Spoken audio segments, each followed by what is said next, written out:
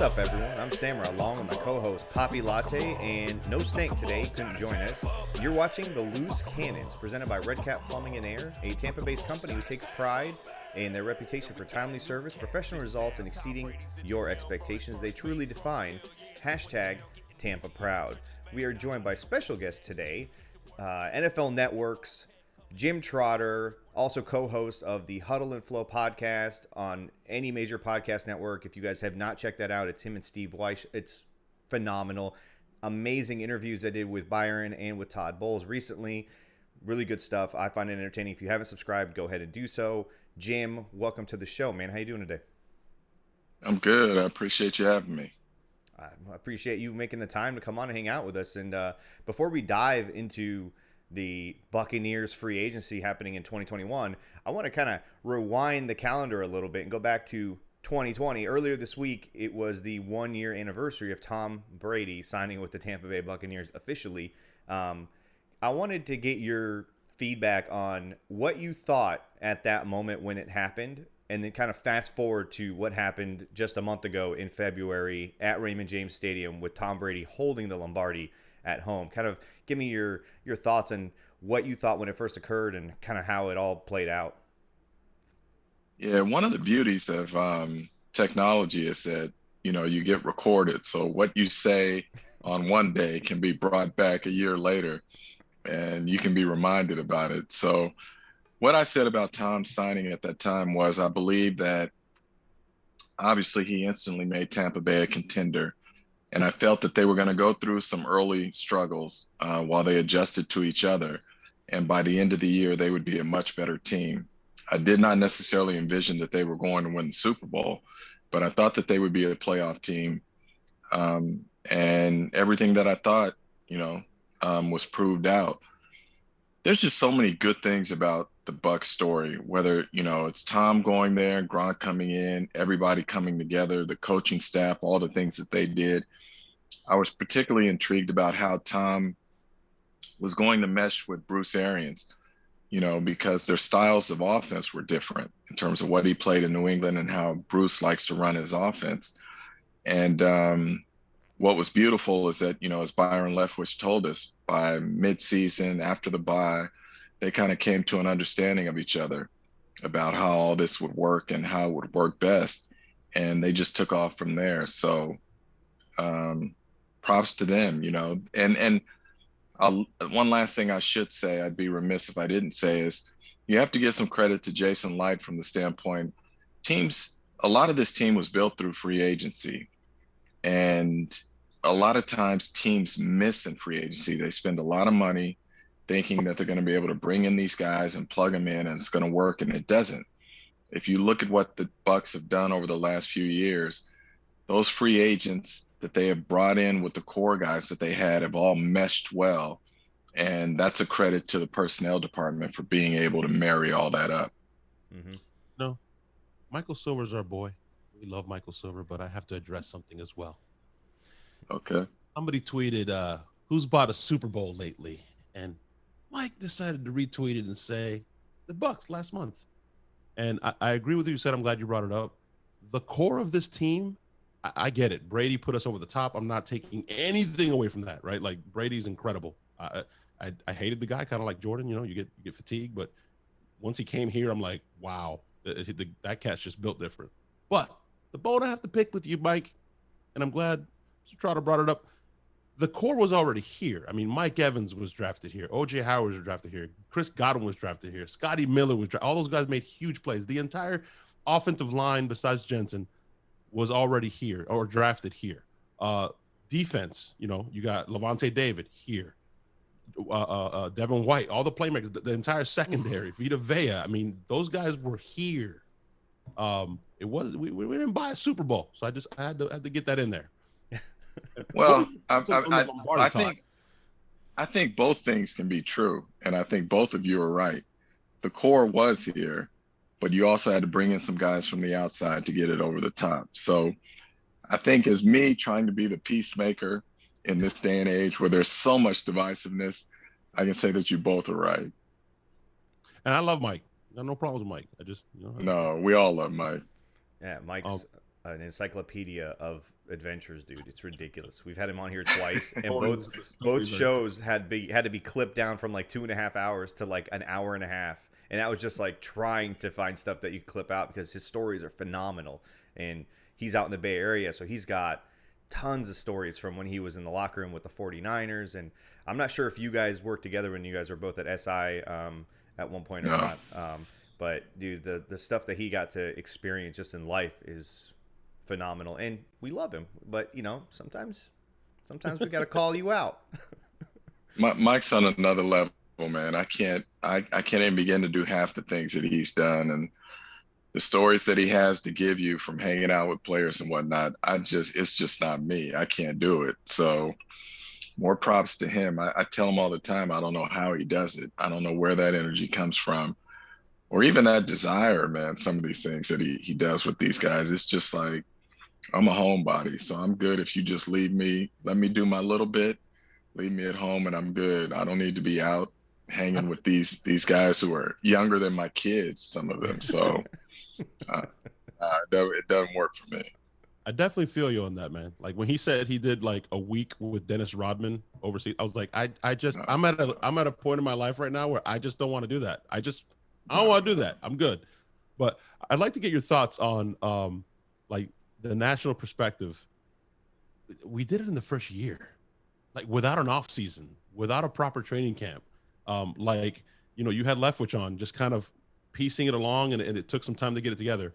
But I'd like to get your thoughts on, we were able to bring everybody back, and Tom has said several times, this team can be better.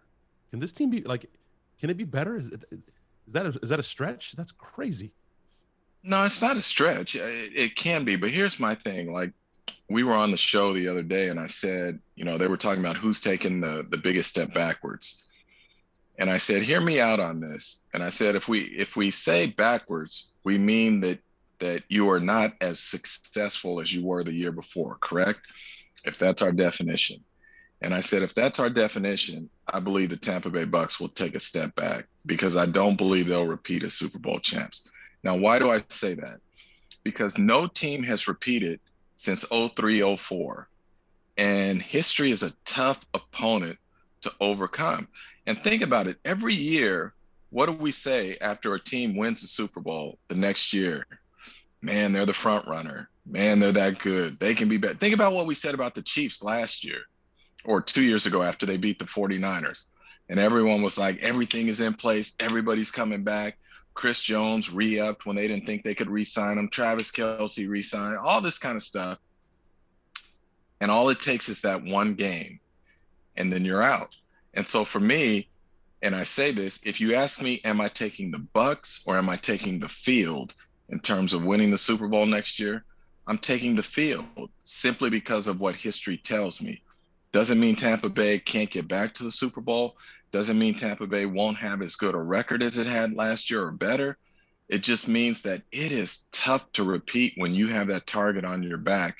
And until someone shows me otherwise, that's the route I'm going. Jim, you mentioned Jason Light, and you gave him credit for, you know, piecing this team together slowly, you know, cutting guys that didn't work out and not holding on too long, you know, not letting his ego get in the way. He did that when he was first paired up with Lovie Smith in the beginning. Going into this current offseason, a lot of national media was talking about there's no way the Bucs are going to be able to bring everybody back. How are they going to bring back the entire band? And we're sitting here today, and I think outside of Sue and AB, everybody's coming back. What are your thoughts on the job that Jason Light and the guys that he works with in that front office in terms of getting these deals hammered out with the cap sliding down, with all the stuff that goes on with trying to keep a Super Bowl team intact? What are your thoughts on the job that they've done so far? And they're probably still not done yet. Yeah, I think it's the behind the scenes people who deserve credit, a lot of credit, for getting those deals redone. One of the great fallacies of the NFL is that there is a hard cap. The salary cap is an excuse for teams when they don't re-sign a player. If you want someone bad enough, you can always tweak the cap. You can always massage contracts. You can always restructure, all of those things. Now, at some point that will come due. But when people say that we didn't sign so-and-so because we didn't have the cap dollars, No, it's not that. It's that you really didn't want the player that bad. That's all it is. So credit to the Bucs for what they've done. But I will say this to you. I still believe that their most important signing for the offseason has not been made yet. And I believe that that's Ndamukong Suh. Because when you look at them defensively, the last 2 years, they have been number one against the run. And we all know defensively, the first thing you have to do to be successful is stop the run. And that sets up Shaq Barrett to rush the passer, or JPP or Devin White to do what he does. So from my standpoint, when you look at Ndamukong Suh, I think he played 74% of the snaps, which was the highest of any defensive lineman for the Bucs, and no other interior defensive lineman played more than, I think, 54, 55% of the snaps. So he is a guy who is there for a number of snaps. He takes on double teams. He occupies that middle. And from my standpoint, I think that's a key signing that they need to make if they are to have a real shot at repeating. I think most people would default to saying Vita, and Vita's a big piece when it comes to stopping the run. But look at when Vita was out last year. That's what I was going to say. That when Vita went out, our run defense did not dip. I think Vita makes more of an impact when it comes to the pass rush because he collapses that pocket and people can't step up. The quarterback can't step up. But from the standpoint of stopping the run, we literally didn't lose a beat. It just didn't. Slightly more, I think 1 or 2 more yards per carry. I'm literally pulling that out of my ass because I have no idea, but it went up a little bit, but we were still number one against the run with Vita was out. So Suh is absolutely a key piece to that. And I think they're going to get it done. I think they're going to get it. Yep. Suh's a guy that doesn't have, first off, he signed a massive deal when he went to the Miami Dolphins, if you guys remember that, right? So he's $8 million. Yeah. These tackles don't sign deals like that anymore.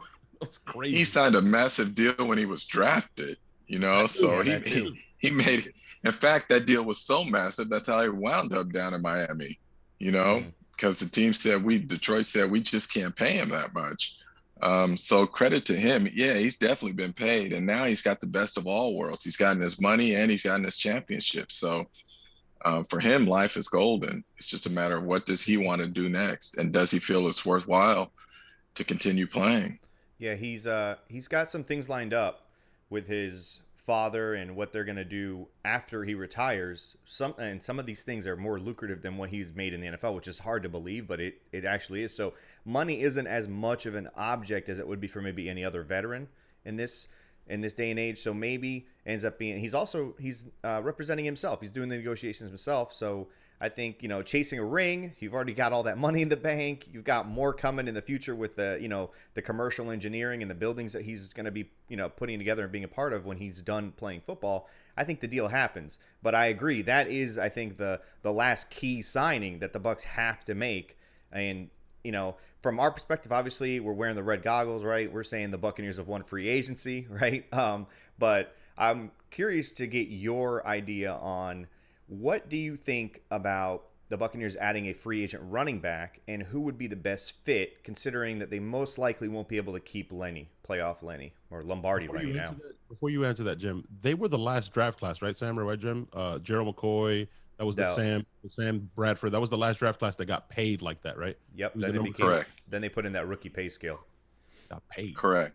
All right, running back. Which was the worst thing that was ever put in the CBA, in my opinion. And I'm not speaking out of turn here. I've said that to DeMaurice Smith, because my feeling was when you put in that rookie wage scale, you gave up something on the front end and the back end by allowing teams to be able to put a 5th-year option on these players.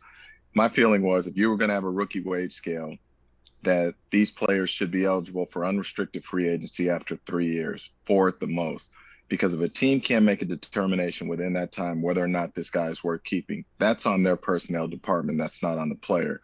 And what bothers me about the rookie wage scale, for instance, particularly with running backs, you can tie up a running back for almost 7 years the way it's set up now if he's drafted in the first round. You get 4 years on the deal, you get a 5th-year option, and then you can franchise him for 2 years if you choose. And we know the franchise tag for running backs isn't that big.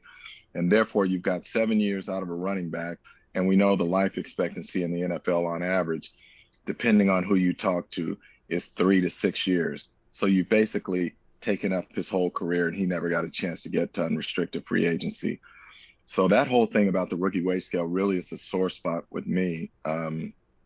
Because the one thing I believe that Gene Upshaw, the former executive director of the NFLPA, knew is that, yes, rookies don't necessarily deserve the big money contracts like what Sam Bradford got or even Sue.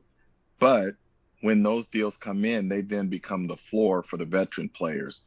And so the money goes up that way for those guys to get paid. So I know I got off on a tangent here about something, but that one bugs me.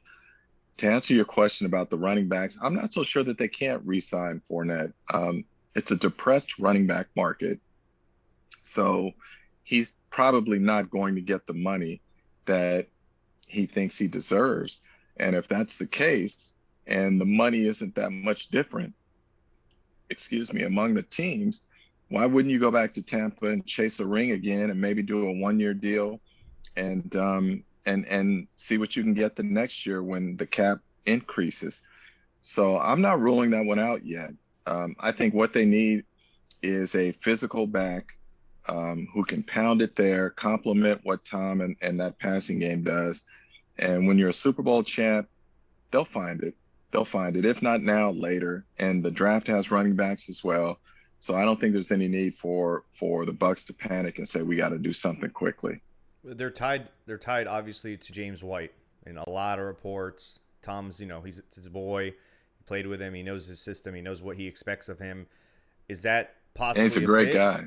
Is that possibly a fit? And he's a great guy. Yeah, I mean, from a third down back, James is a tremendous receiver. And go back to the Patriots playoff games. James always came up big in the postseason, which is something you love to see. So is he a fit? Would he make sense? Yeah, I think he was. I can't remember if he was MVP, but he came up big.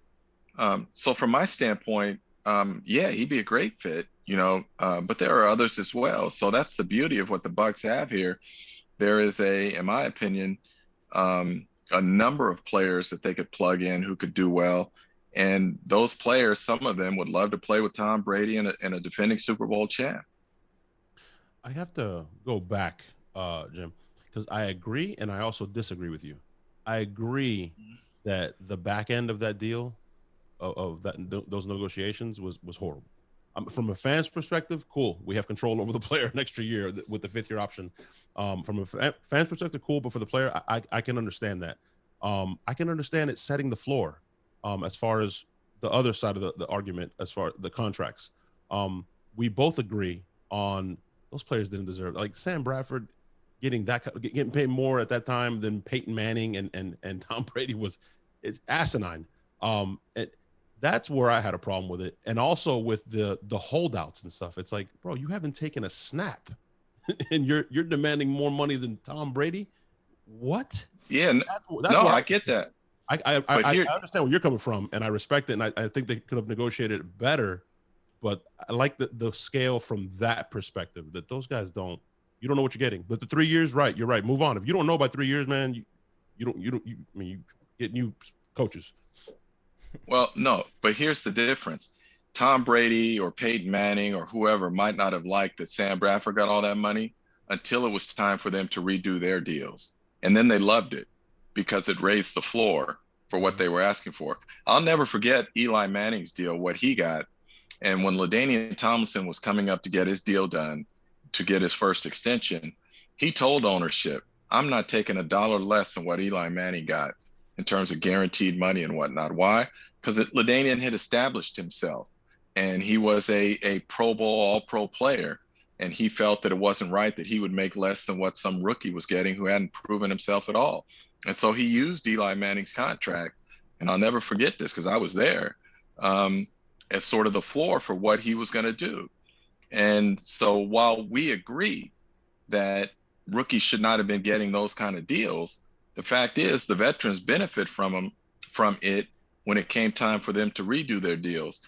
And one last thing I want to say, and it's my fault for using the wrong words, it's not a matter of what these rookies at that time deserved. It's what the system allowed them to get. So you know, whether you deserve it or not, the system is the system. And it says that you are in line for this amount of money. And so they took advantage of it the same way the owners will take advantage of the system whenever it benefits them. Yeah, I've never ever had a problem with what players get paid, what rookies get paid. One, it's not my wallet, so I don't give a shit. Two, the owners are making so much more fucking money. Like, and why can't they look over at Major League Baseball players and see what they're making and what, you know, NBA players now, they dictate every part of their future. Like with the team they're on, if they want to leave, that's it. Hey, I don't want to play here, and they can make their destiny. That's a slippery slope, though, isn't it? No, guys? I'm not saying that should happen for the NFL. I'm just saying I understand seeing all that, and like the owners make so much more money than they're paying out on those salary cap deals. So, you know, I see both sides of it. Whatever, let them get paid. Who cares? I understand how it hurts the cap. Maybe they should just separate the cap. Give me a rookie cap and a rest of your roster cap, something like that. Who knows?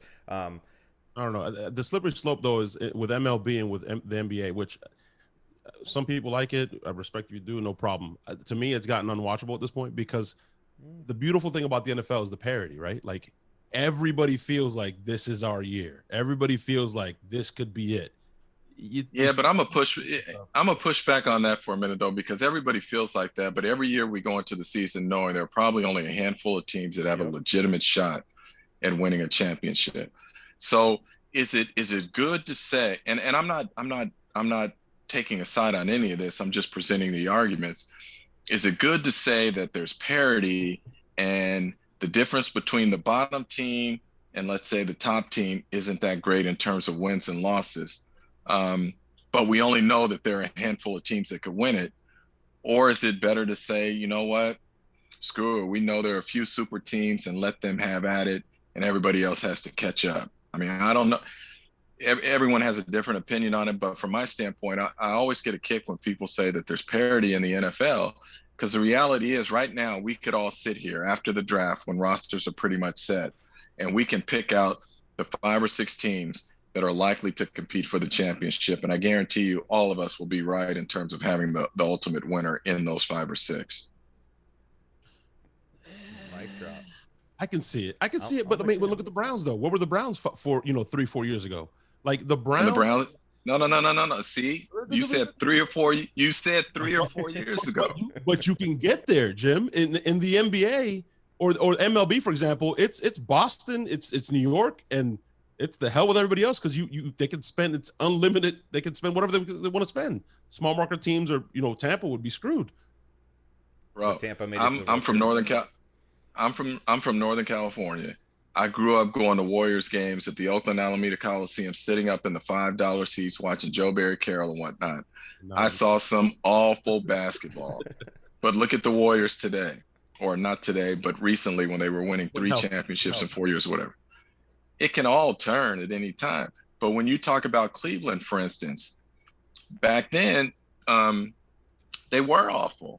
And fortunately, they did right by the draft and even some of their free agent signings. And Andrew Berry, the GM, is doing a great job now. So if we were to sit down today and say, pick 5 or 6 teams that you believe is going to be in the Super Bowl or can win the Super Bowl, some might say Cleveland is in that now. So all I'm saying is that at the beginning of every year, we can sit down and pick those clubs. And I'm willing to wager that among those 5 or 6 teams, we will all have the eventual Super Bowl champion in those 5 or 6 teams. Agreed. Yeah. Like next year, it's gonna be Tampa. So I mean, Tampa's in the conversation. Jim, we have. Tampa's definitely in the conversation. We have a little bit of a debate going on right now on our show, and the debate is my side at pick number 32. Should the Tampa Bay Buccaneers draft a running back, or should the Tampa Bay Buccaneers draft what we call a fat guy, somebody in the trenches, somebody that may or may not be an immediate impact guy, but will have impact as a rotational guy? Or what Latte wants us to do, Papi Latte wants us to draft a running back who he thinks will be immediate impact, eventually a starter from, week 4 you said?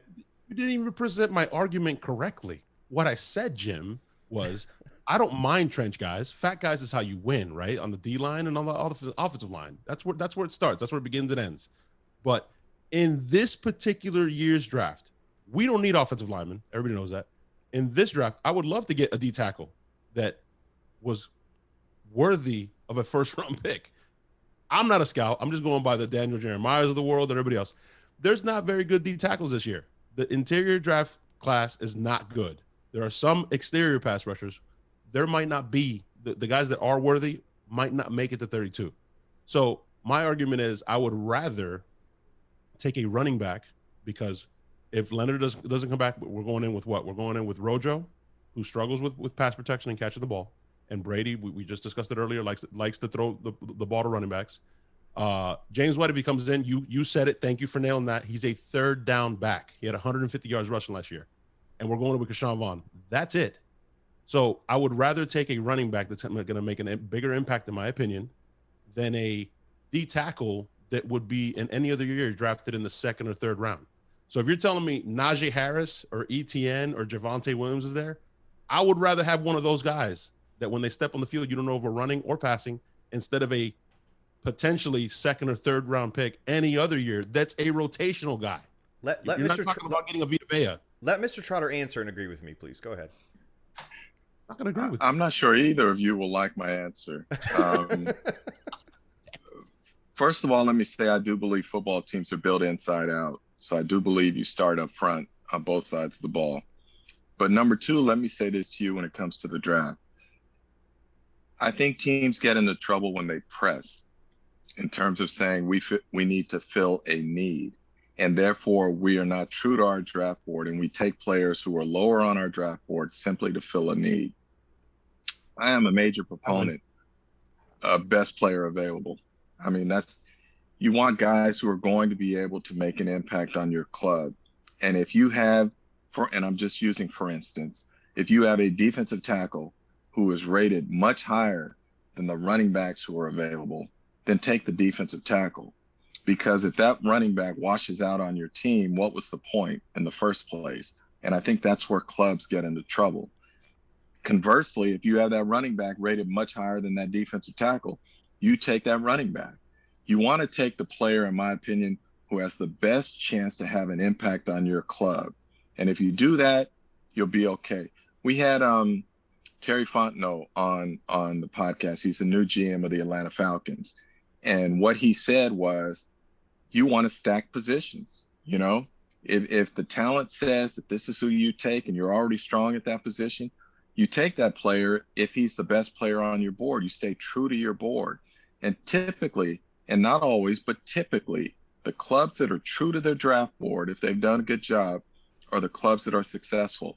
It's the ones who reach. And we see that with quarterbacks all the time. I think back to the one quarterback draft, and I'm doing this off the top of my head, where you had like Jake Locker, Christian Ponder.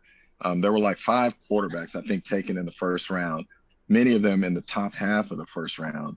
And it was like everyone knew all these guys weren't that good, but teams were desperate for a quarterback. So they take one, in part because it gets the fans off their butts, off their backs, and makes it look like they're trying to address that need. But what was the point of it if those guys can't play? And if after 2-3 years, whatever it is, they're off your roster, and yet you passed on a player who could be an impact guy. It still blows my mind that Aaron Donald, in my opinion, who's the best player in the league, was like the 13th pick in the draft. So how does that happen? You know, because people start deluding themselves into believing that someone may be better, or he doesn't fit the prototype, or we have a greater need, or we have a need here, so we're gonna take that need instead of being true to the draft board and taking the player that we have higher. So that's my long-winded way of saying, take the best player, okay? Whatever position it may be. I win. Look at his face. He already knows. Thank you, Jim. I win. So if the D tackle in any other year would be a second, third round pick, the running back is clearly higher, Samer. You don't know their board. My whole thing is you don't know Bruce's board. You don't know Jason Light's board. They might have a defensive tackle graded higher than a running back, and you don't know those running backs. You know, I know the running backs will slide because the Alabama kid is, and that's it, bro. You never know, man. You never know. He won't be there. You never know. All I know is I trust Jason Light. Stay true to your board. Stay true to your board. See, that's the way I'm hearing it. Jim's agreeing with me clearly. I don't know what you're hearing, man. He's agreeing with me. Jim, the listeners and the viewers who tune in our show, they tune in for all the football talk and the Bucs, banter. But there are two things that are way more important than this. And this basically seals seals the deal if you're ever going to come back on this show with us again. So tread carefully here. Okay. We all agree that chicken wings are the greatest football food ever, and that they trump any other football game day food you could possibly come up with. I don't even want to hear the debate or the argument. What debate? Yeah, Chicken exactly. wing. The argument. So when you're having a chicken wing, Mr. Jim Trotter, are you going sloppy, wet? Are you going dry rub? It's funny. I thought you were going to go down the road with the debate we had on our show about what's the best part of the wing, which stemmed from a conversation we had with Kimberly Martin of ESPN, where we were out to dinner once and we were having chicken wings, and she actually wanted the pointy part of the wing, which like just threw me. I don't even waste my time on that. The wing Yeah. tip? I don't want that on my plate. I cut those off that's before her. they hit my grill. They get cut off.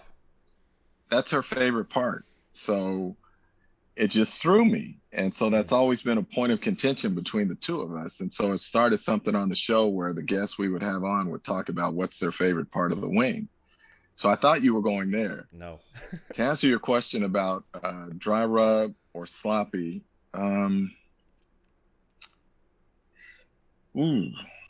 You can like both, but you got to choose one. No. And that's what I was going to say. I like both. It's almost like asking me cake or ice cream. I'm going to say both. But if I had to choose one over the other, I'd probably say dry rub.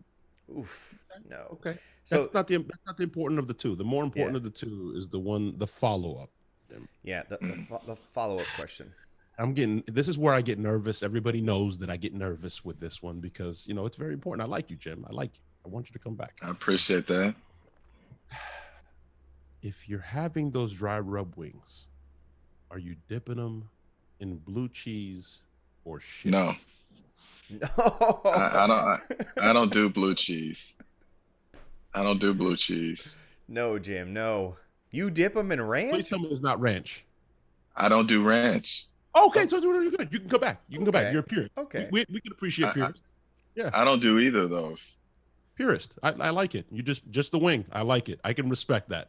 As long as it's not ranch, like some other people that just ungodly, it's just no ranch. No, man. What's funny is you bring up the wingtip argument, and the other part of our other co-host, Stank Bastard, weird name. He actually enjoys the tip more than any other part of the wing as well, and he leaves his tips on his wings.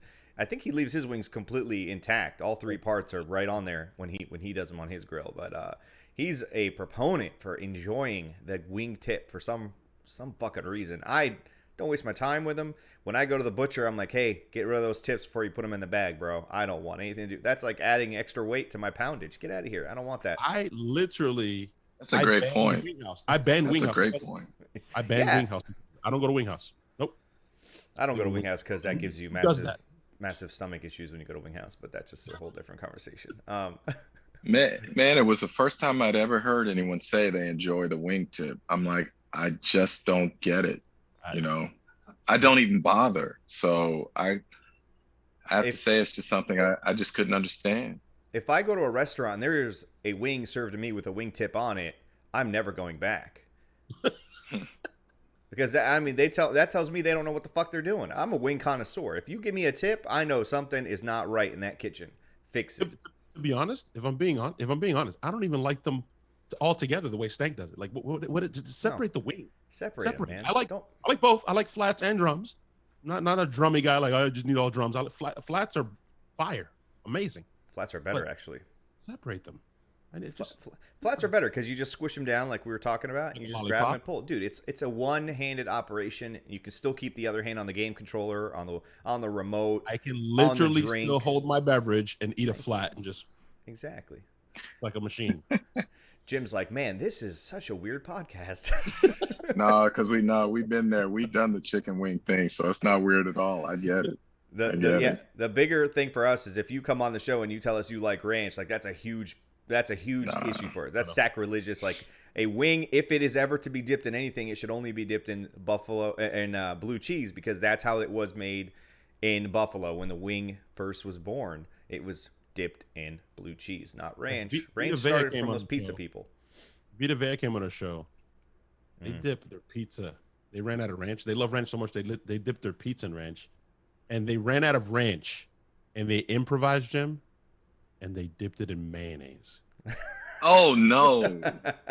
You know, it's crazy. He told us his cousins would eat spaghetti when he was growing up. Him and his brothers and his cousins, they would eat spaghetti, and they would only eat spaghetti with ranch on it, and then they would dip their pizza in ranch. And if there was no ranch, they'd only have one slice of pizza. And then one day, they didn't have any ranch, so his brother's like, "What about mayo?" And then they ate it with mayo. Oh, no! I love Vita, man. He's amazing. That makes my stomach turn already, man. That's the key to being a Pro Bowl defensive tackle, a nose tackle, is to eat pizza with mayo, James. So I'm, you want to be 350 plus pounds and have feet like that? Put mayo on your pizza, bro. That's how it probably started. Hey, I'll stay skinny like this. How's that? Not happening. Jim, before we let you go, man, I had one more question. The interview that you guys did with Byron Leftwich, it was one of my favorite episodes that you guys had. It was just really eye-opening. You got to kind of get to know Byron a little bit more than what you do in the regular press conferences down here. And I'm pretty sure you guys are, friends with them off the air a little bit more than what you showed on the episode itself. But what is the most impressive thing about what you've seen Byron do from when he was just a coaching assistant in Arizona? And he was basically a coaching assistant / backup quarterback in Pittsburgh before that. And now fast forwarding all the way to what happened in February, he's a offensive coordinator on an offense that scored 30 points a game in the playoffs. Oh, oops. Dropped out. Well, listen, guys, we're going up against Bucs Report this week and the bracket. We're in the Elite Eight, and we would like to kick the ever-living shit out of them. So make sure you go to Twitter, you go follow Nick Citro or any of us, Loose Cannons, Papi Latte, you see the lower thirds here, Samer Ali, or Stank Bastard, who's not here right now. All of us will be sharing it. Make sure you vote Loose Cannons, because Loose Cannons is the way to go. Absolutely. I believe Jim is back now. I was going to say, yeah. I apologize, fellas. I didn't realize touching my AirPod was going to cancel the call. Oh, no problem, man. Well, I was just asking what you thought of kind of the road that Byron Leftwich has traveled from being a backup quarterback, offensive assistant, offensive coordinator, and then being a full-time offensive coordinator with the Bucs, and now a Super Bowl winning offensive coordinator working with Tom Brady, who he's actually older than, and working with all of that, and just kind of his story so far. The thing about Byron that's most impressive to me is that he's just a real dude, and he is comfortable with who he is and where he is and what he's done. There's no pretense with him. For instance, people want to talk to him about the lack of minorities being hired as head coaches and whatnot. And he just doesn't get involved in all that because he says, I don't have any control over that. I can only do what I do. I'm early in this process. And then even looking at, the relationship with Tom, knowing that you have an all-time great who has a certain way that he likes to do things. And Byron may be accustomed to something else. But knowing they had that conversation where Tom told him, I want you to coach me hard. And he does. There's just no phoniness to him. And I love that about him. I don't know why he does not get more respect at this point. And I would imagine part of it is that people assume that the offense is all Bruce Arians. And so Bruce is going to get all the credit. I understand that. Or people assume, well, it's Tom Brady, so Tom's going to get all the credit. Just as when Peyton Manning was in Indianapolis, Tom Moore never got any of the credit. It was always Peyton Manning. So from my standpoint, again, the thing I respect most about Byron is that he's just comfortable in his own shoes, man. And he's going to be Byron, not Brian, Byron. And he's going to do it his way. And he's not going to bullshit you. And I appreciate that about him. And I think it was interesting. Last offseason, I did a story where I went out and found a player at each position and, a top tier player. and ask them, what are the 3 qualities or traits that you value most in a head coach? And almost to a man, one of those traits was honesty. And if you talk to Byron Leftwich, that's what you're going to get. He's going to be honest with you as far as what he expects, what you can expect, and how that relationship is going to work in terms of your play being able to critique it, to help make that player better and get everything he can out of that player. So I don't know if I answered your question. It's just a long-winded way of saying he's just a real dude, man, and I appreciate that more than anything. Yeah, that episode opened my eyes to some of that with him. Sorry, Latte, was one last point. The way he responded when a reporter called him, first off, they always call him Brian for some reason, but when they confused him with Todd Bowles, which, any other guy could have been a hot button type of reaction. It could have been, it's almost disrespectful in a sense. It's almost, there's a little bit of there's a little bit of a I don't want to say racist undertone, but there's a weird, disrespectful level there that happens. And so the way he responded to that and just went with the flow like that, I gained a lot of respect for him in that moment. And he talked a little bit about that on that episode. So for those of you watching, if you haven't, please listen to the Byron Leftwich episode on Huddle and Flow. It was one of my favorites by far. Go ahead, Latte. No, I was going to say that I think that's one of the secrets to the success of Bruce Arians. It's just that he keeps it a buck with his players all the time, period. And let me say this with Bruce. It doesn't matter if you're the number 1 player on the roster or the 53rd man on the roster. I will never forget when Bruce went to Arizona, and Larry Fitzgerald is someone that I'm pretty close with. And I'll never forget Larry telling me that Bruce damn near broke him because Bruce treated Larry in a way you just don't see Hall of Fame players being treated early on in that relationship. And the thing with Bruce is, as Larry said to me, you have to earn Bruce's trust. He just doesn't give it to you. And that's one of the things that I respect about Bruce is, man, he doesn't care who you are. He has a way he wants things done, and you're either going to do it or he's going to let you know you're not doing it. And for some, that's a bit much. They can't handle that, but that's who Bruce is. So I respect that about him tremendously. And the thing that Larry did say to me, though, also is once you become a BA guy, you're always a BA guy. So if you can fight through, those times where he has you looking in the mirror going, what the hell am I doing? And come out on the other side, you're going to be all right.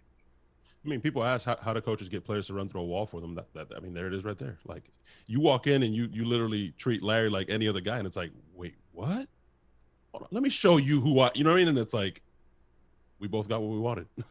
Well, it reminds me a lot. Larry told me this. He told me this story one time, which is incredible. He says, he likes to wear tights under his shorts at practice. So he said he went to Bruce and he asked him, he said, Bruce, are you cool if I wear these tights on there? And Bruce like, yeah, whatever. Well, they get out to practice and the practice isn't going so well. And all of a sudden, Bruce just goes off on Larry.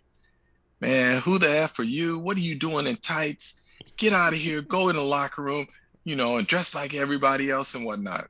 And Larry's thinking in his head, Coach, I went through this with you. I asked you about it. You were okay. And and they're near the end of practice. Bruce literally made Larry go in the locker room, change out of the tights, and come back dressed like everyone else. Now, why Bruce did that, Bruce would have to answer that. But I think also he was sending a message to everyone on that team that no one is bigger than the team. And I will take on everybody and treat everybody the same. And he got a lot of people's attention that day because of that. Yeah, and we asked, we brought up the point with Byron earlier when you discussed, when people ask him about,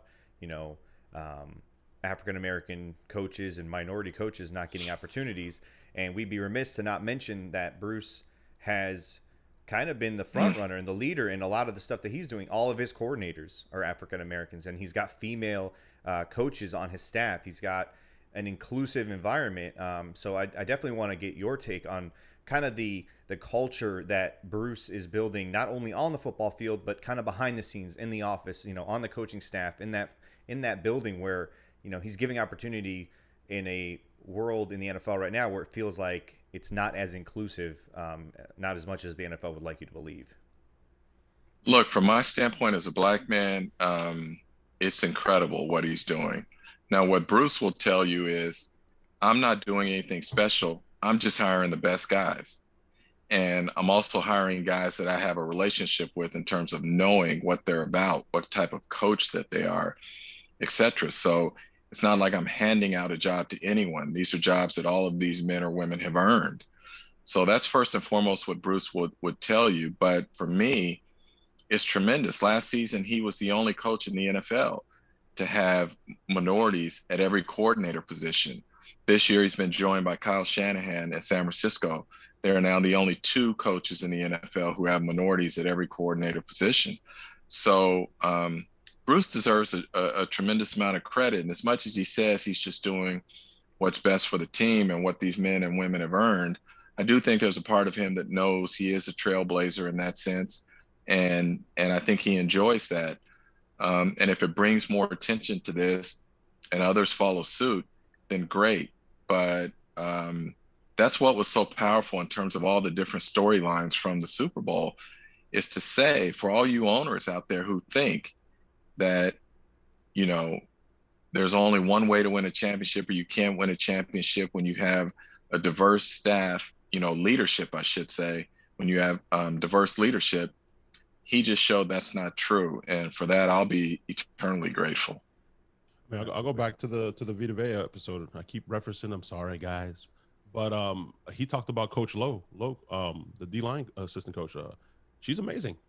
He's like, she catches me slipping sometimes, and she helps me out with some of my technique stuff. Can't sleep on it. So I think it's Bruce Arians has been amazing, but it's also I can say I'm proud to be a Buccaneer fan and to be able to do a podcast on this team, because not only the diverse African-American coaches, stuff like that, but from a female standpoint, even Jacqueline, I think it's Jacqueline Davis, right? Samer, her last name Davis. Yeah. I mean, she's in the front of everybody. Gives Greenberg the credit, and Greenberg and Light are like, hey, Jackie too. Like, she might be the first female GM. Like, it's doing, bro. It's nuts.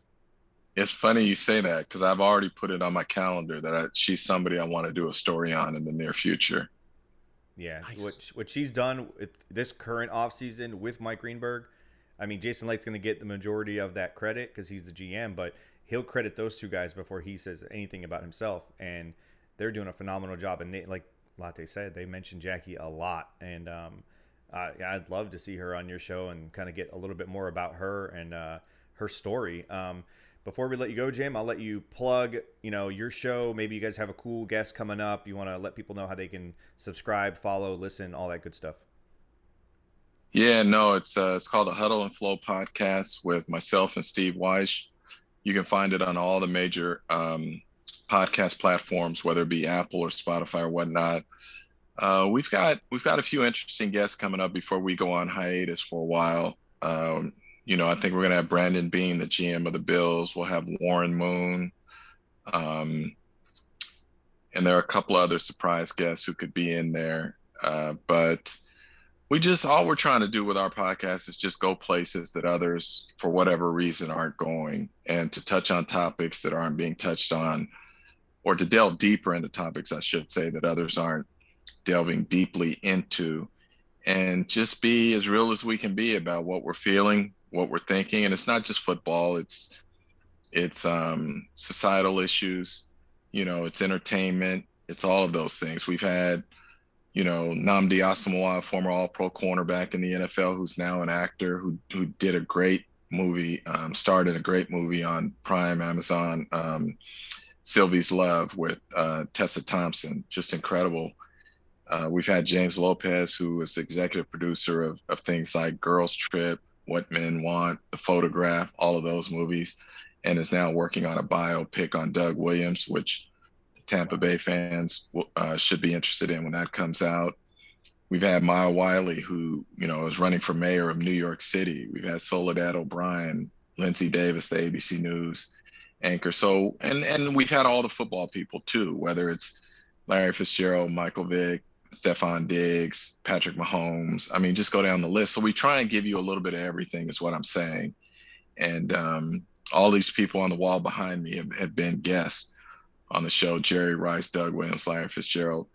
And we just want to have conversations, and hopefully people enjoy it. And judging by the response that we've gotten, I think they do. And so as we always say, we're just trying to give them more of what they're funking for. I like it, man. I'm a big fan. I listen anytime I can get my earbuds in. I'm listening to you guys. I listen to Mike Silver's got a really good podcast with his daughter too. That's really entertaining. The fact that he's got Uncle Luke coming in all the time is pretty dope too. So I can't even begin to imagine, man. Uncle Luke, only Michael. Dude. He spent like 6 months with Dennis Rodman, bro. He's friends with Uncle Luke. I mean, what? Come on, dude. Guys like living like 4 or 5 lives that we would all want to live if we were to choose 4 lives. By the way, Jim, and this may or may not be a surprise to you. I don't know. But one cool story that we got from Mike was he spent the 6 months with Dennis Rodman and, in Europe, and they partied, and it was nuts. And he said, listen to me carefully. My liver never took a beating more than when I go and drink with Bruce. You would think it'd be Dennis Rodman. He goes, my liver took Bruce will drink you under the bar. Forget under the ground of the bar, not under the bar. Is that fact? See, this is why I don't spend a lot of time with players and coaches outside of the job, because I don't drink. So unless they're cool with me just having lemonade, it's not gonna work. So I've Mike tells some stories that I guess I would not tell. I'll just leave it at that. But that's what makes him Mike. That's what makes it great. Yeah, we love Mike, dude. It was awesome hanging out with you. Friggin' amazing, really. Thank you for making time for us, hanging out with us. We'll have you on again, hopefully. Again, appreciate it. And everybody out there, like I said, subscribe to his podcast. It's amazing. I find it entertaining. And of course, subscribe to us. Give us a like. Leave us a comment. And we'll leave the sub links to the Huddle and Flow podcast in our pinned comment as well. So again, Jim, thank you so much. On behalf of me, Latte, and our absent friend, Stank Bastard, go Bucs.